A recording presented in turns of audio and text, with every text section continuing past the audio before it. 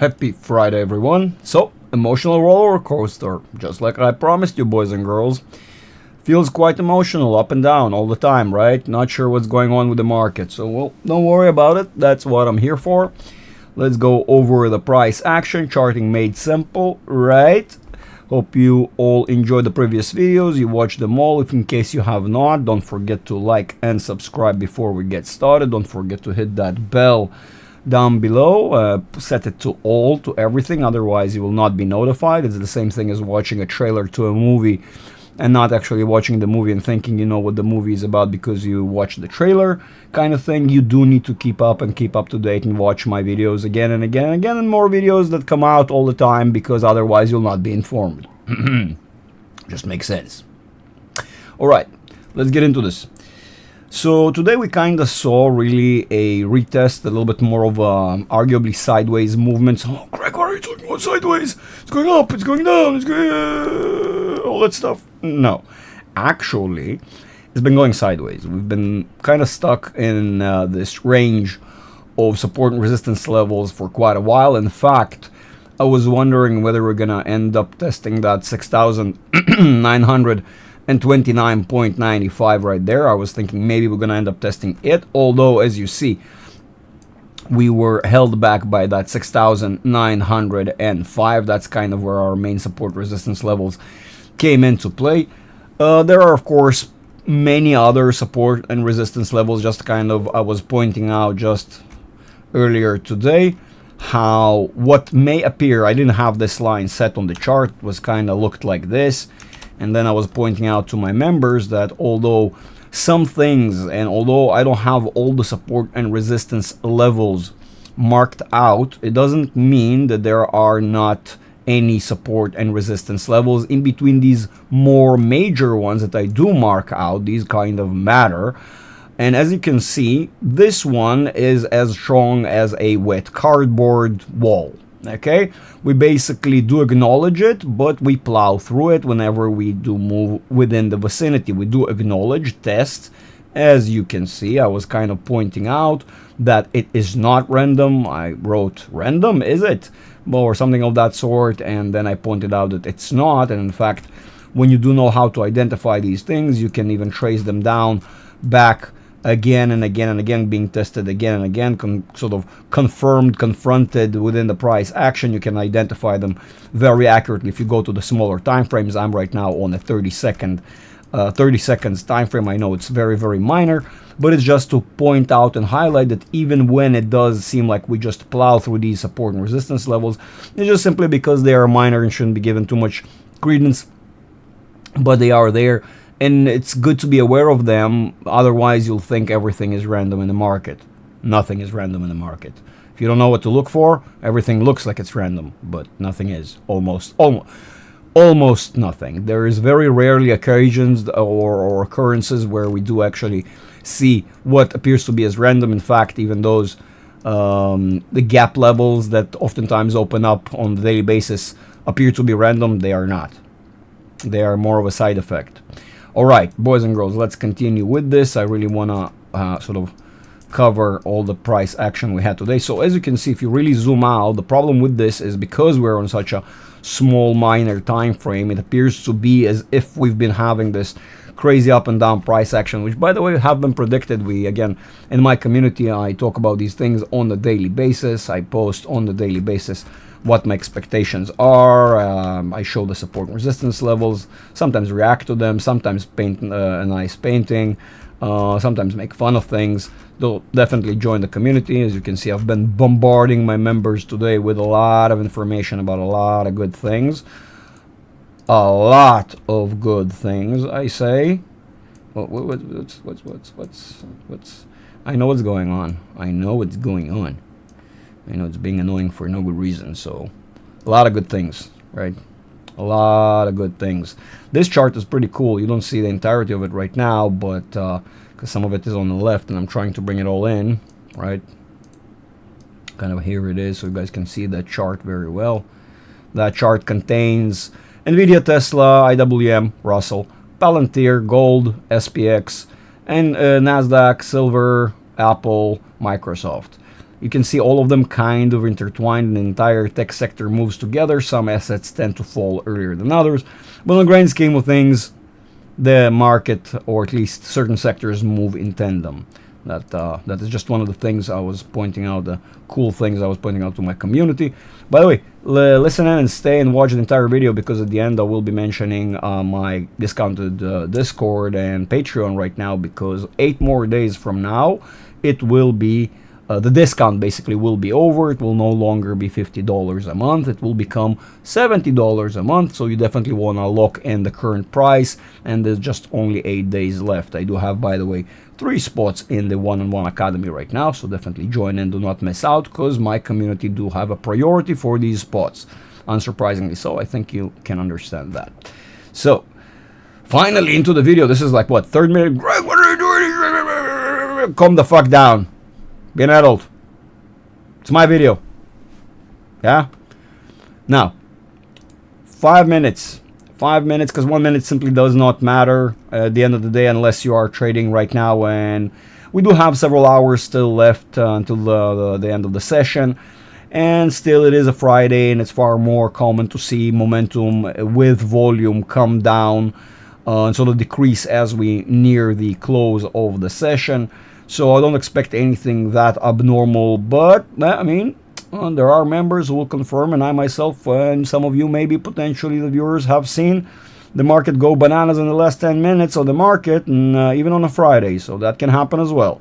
Irregardless, yes, we have seen quite a volatile day, but even with all that volatility, it's basically sideways within a very narrow range. It appears to be wide when it's stretched this way on the screen, and we're in 5 minutes, but then again, if you just go to 30 minutes, it no longer feels so great, and it feels like, oh really, we've just been moving sideways kinda right within that range, testing various support and resistance levels that we've tested before, right? You see again, it's like lots of volatility, but still remain revolving around the same levels.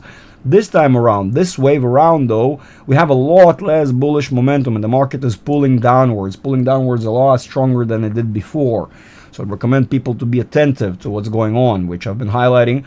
And here on the 30 minutes, we can actually start seeing it. For example, here on the 30 minutes, which is kind of relevant for us, given how we are, 2.5 hours away from the end of the session. This still indicates somewhat of this session's portion, and so we can think that it's going to be not that abnormal to see the price action drop back to maybe 686 area. Definitely retest that level we were talking about, just that blue dashed line, which resides roughly around 6,875. Again, it's not tremendously accurate. That one was just kind of throwing it on. The rest of them should be a lot more accurate, but you get the idea. We still can retest this on the way down, absolutely. Get entangled with it, meaning spend a little bit more time. So the more time we get stuck on it, the less chances we actually make it to that 6,861. Arguably, looking at the 30 minutes, I think it's not much of a challenge, and since we're now penetrating that 50 range on the stochastic RSI, just about to, with very distinct divergence, so the forces, bearish dominant, going into bearish territory. So arguably, I don't think it's going to be too difficult throughout the session to end up conquering 6,861, and then probably maybe even continuing downwards. Why? Because if you can see, our 45 minutes is also, again, very much bearish, indicative of a continuation with a movement down towards that 50. Again, overturning, become even more bearish because it's bearish dominant and bearish territory. Basically, in other words, bearish amplified. Okay? Not when you have the mixture of bullish in bearish territory, you kind of get sideways because mixture of both, a little bit of this, a little bit of that, and vice versa. When you do get bullish in bullish territory, guess what? You get bullish action. When you get bearish in bearish territory, you get bearish action. Pretty simple, right? Now, our 1 hour appears to be kind of at confluence, not yet fully in convergence. So that, again, just like I indicated a minute ago, that appears to be a little bit more of a sideways indication. So arguably the levels that we're at, I would say again that 6,881 and 6,875, basically that vicinity, and arguably the lower band, which is 6,861. Basically, all we're seeing throughout these time frames, the minor time frames, if you will, confirmation for one and the other, which shows lot more volatility moving within that very narrow band. Why narrow? Because the more you zoom out, the more you realize that tiny little band you're talking about is rather narrow to have the candlesticks in sort of the right relativity, right, appearance, if you will. And so you can balance it out, baseline, right, basically. So the more you set this to baseline and the more further out you go in terms of time frames, the more minor it appears, this whole sideways range. We are now, again, as we're seeing, bullish in bearish territory, which gives us, again, that sort of mixture of forces, gives us a sideways price action more than anything else. It's not really going to be one or the other. It will feel very nauseating, right? A lot of up, a lot of down, a lot of up, a lot of down. And when we look to the side a couple of days ago, we realize we haven't been doing a lot. That's how the loss of momentum plays out. In fact, just kind of to highlight something, I've been talking about this quite a bit and people don't realize, but realistically speaking, if you are aware of how the price action have been behaving and playing out for the longer, sort of the larger time frame view, you realize that actually, although people think, oh, Greg, we're just now finally losing momentum. No, realistically speaking, we were actually losing momentum all the way since 2025. And some will say, well, that's where it appears like, no, actually, we've been losing momentum since roughly about October, October, September-ish, that vicinity, if you pay attention to the force, the momentum. And although that momentum does not appear to be all that bearish, right, that is the same thing as taking your foot off the gas pedal. You don't immediately hit zero. The car decelerates slowly, and if you really want to decelerate, you then press the brake pedals, which actually will decelerate the car. So far, if you've been pressing the gas, guess what? And you stop pressing it, doesn't mean you just come to a halt immediately. There is this period of loss of momentum, which we've been experiencing actually, as I'm now highlighting to you, you can see pretty much since October, September-ish range. That's where the momentum started crossing and started moving significantly downwards. As you can see, it didn't happen rapidly and immediately all in a single strike. It's a process where we entangle around the 50, test lower, test the 50 again, and now we're probably going to end up below that 20 range, which in essence is oversold, right? Oversold can last for a very long time, the same way overbought can last for a very long time.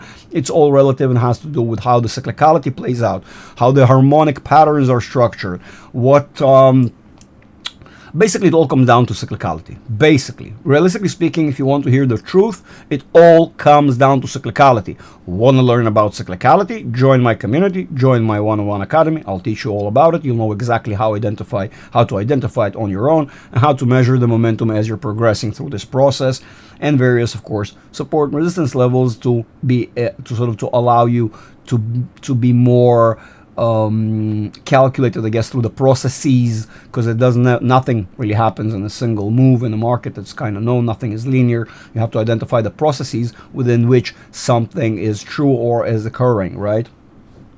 Now, basically, the thing I want to highlight with the weekly is that we've been extremely bearish all along, and all that bullish momentum that we've been getting on the more minor time frames, for example, the daily.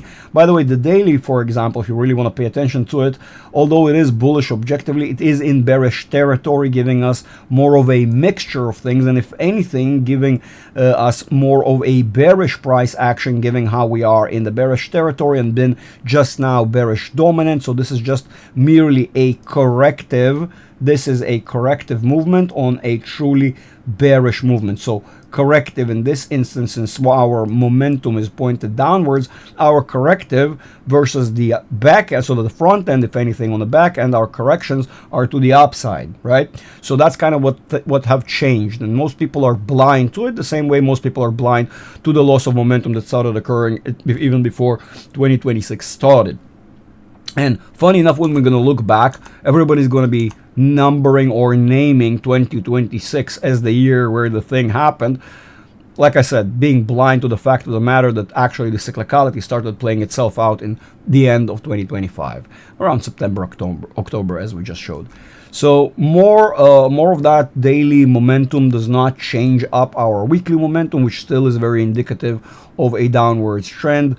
Very strong momentum to the downwards cumulatively indicates that we're gonna proceed with a downwards movement and not gonna break it down with a lot of corrective movement. So what we're having right now probably is that retest area before we continue to a lower band. In other words, we should be expecting that 6,700 handle-ish area, since we have an accumulation of support and resistance levels. In fact, you already see some of them.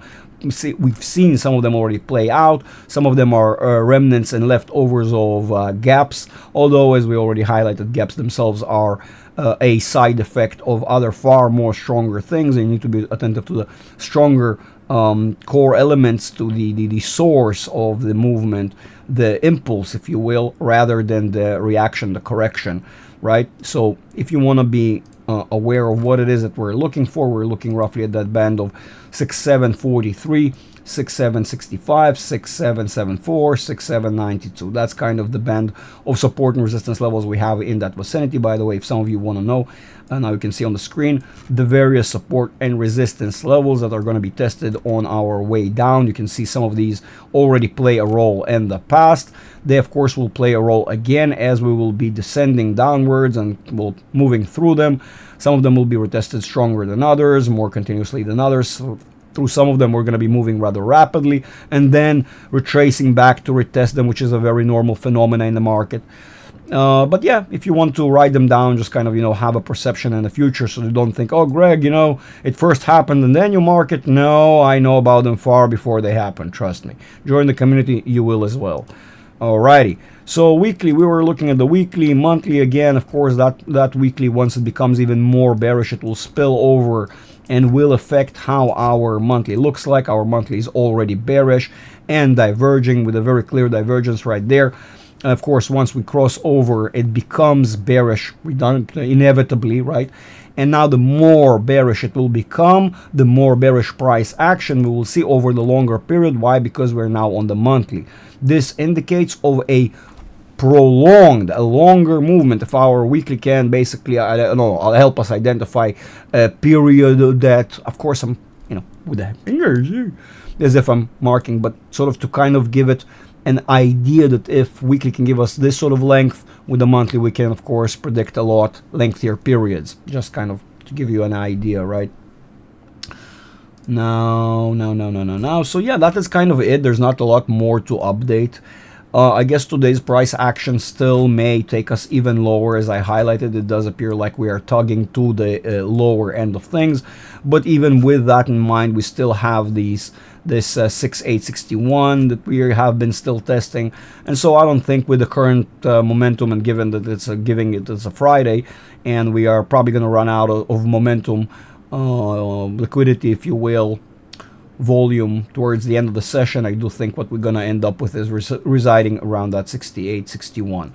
So, but again, I know it's not all that exciting, but what is exciting is what this is indicative of for the following upcoming sessions. That is quite important. You want to be attentive to that, otherwise you'll miss out and be caught off guard and surprised again and be running around like a headless chicken. And next week when the market will suddenly go down, you're like, oh, what happened? Oh! So yeah, that's it. I think that's all I wanted to highlight. If I have a second, boys and girls, if you don't mind, yeah, definitely the address above me, a little bit of a plug. Like I said, don't forget to like and subscribe. Don't forget to ring the bell, put it on everything. In fact, I think I have shown on my Discord the other day, I was kind of reminding my own members to do so as well. Wait, I think I did it in the announcements that I put it. Okay, yeah. Everyone remember, on the bottom you'll see this sort of thing, right? This bell thingy. You need to put it to all, otherwise you'll not be updated, you'll not be informed when I go live, whenever I post a video, whenever anything that I do on YouTube, and then you'll basically be like one of these people who read a paragraph out of an entire article thinking they know everything. No, in fact, you need to continue in being up to date, and I highly recommend joining the community because you'll be the most up to speed. The best way to be will independent and become your own analyst, definitely join the community, join the one-on-one academy, which I have for right now only, which by the way, here it is. I have right now only 3 available spots. I do have a priority for my community members, so don't miss out. And another very important thing before I forget, if you guys will allow me, real quick. This is the Patreon that I recommend you join, and if you go right there, the join now, right, you get this tier, right, this $50 tier. 8 days left. In 8 days, this $50 tier will become a $70 tier. At the end of next month, this $50 tier will become a $99 tier. Okay, so do not miss out. It's currently 50% discounted. 8 more days left. Okay, after 8 days, it's gonna be off. That's it. In 8 days, no more 50% discount. If you sign up at that rate right now, you will lock it in, irregardless whether the price will change to $70, $99, doesn't matter. As long as you remain subscribed, you will retain this price and you'll be able to be a member. And of course, actually, you can get it even cheaper if you press this little ticker and you pay annually. It even takes it down 20 more percent, which then becomes, instead of $50, it becomes $40 a month. This is a $100 tier that you can get for $40 a month to be absolutely up to speed with what's going on in the market. And it does not matter whether you're a trader or an investor. Everyone needs to know the language of the market. If you don't speak the language of the market, how the hell are you going to later say the market did not signal, the market didn't say, the market did this, the market did that, if you don't know what the market is saying and doing? You cannot understand it when the market is yelling and screaming at you, do this, I'm doing that, nothing. You cannot understand that. There's no action you can take, and you'll never be certain. You'll feel always that anxiety in the back of your head, your mind, your heart, whatever you want to call it, the back of your subconscious. You'll feel fear of any action, and you'll be paralyzed every time you're going to have to do something. Learn, give yourself some knowledge, some anchoring to actual real data-based, data-driven behaviors and measuring tools, so you will no longer feel discombobulated when the market does something that you don't necessarily expect. More so the whole expectation thing, that will completely change. Anyway, boys and girls, that's all I had to say. Definitely join the community. I love you all. You all have a wonderful weekend. That is all I'm leaving you with.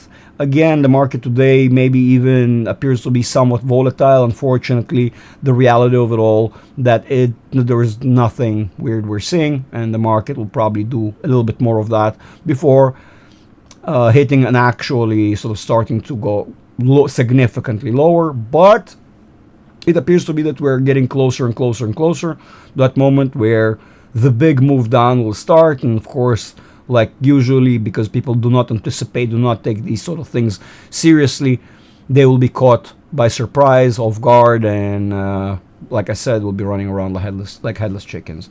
See you on the next one, boys and girls. Have a wonderful weekend. Bye-bye.